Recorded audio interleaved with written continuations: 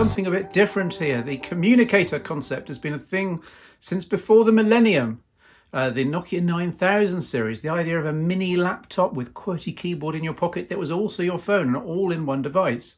We then had the Nokia 9210, 9500, N97, arguably, E7 and so on, right up to 2017's Gemini PDA from Planet Computers, this time using the Series 5 keyboard from the Scion palm top from the mid-1990s. Yes, that's where I started. Full phone, full mini computer, and I was lucky enough to get some hands-on time with the Cosmo Communicator, which is the Gemini successor.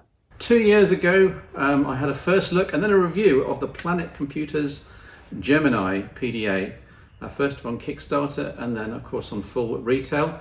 And 2 years later, the one thing that people have been asking for most, not the LEDs, they've gone, was a full cover phone interface, which you can hopefully see if I bring it up there, and then you swipe down and you get icons and controls.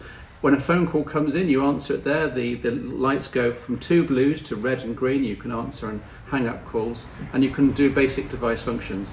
It's not recommended, interestingly, to have the cover display on all the time, because you will drain battery, but you have it on when you want to use it and become aware of things that you're expecting, and you get a notification LED at the top anyway, so if something's happening and the display's off, you still get notified and you can still take the phone call. You just don't have all these controls unless you actually need them most of the time. I'm guessing in my case I'd have the cover display off unless the phone call was in progress.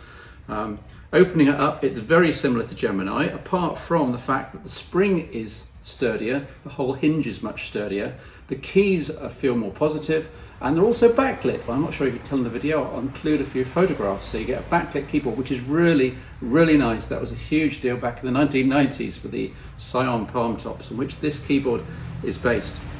The other thing you get is a camera, so you can see it up there at the top.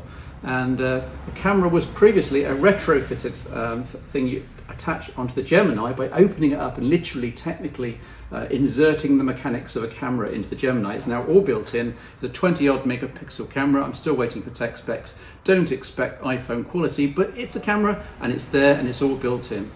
Plus you get a front camera for doing Skype calls as well. So this is the Cosmo Communicator, a nice sturdy clunk there. Interestingly, it feels bigger in the hand than the Gemini, even though the two are exactly the same size. There's damn it. So I think it's just the styling really.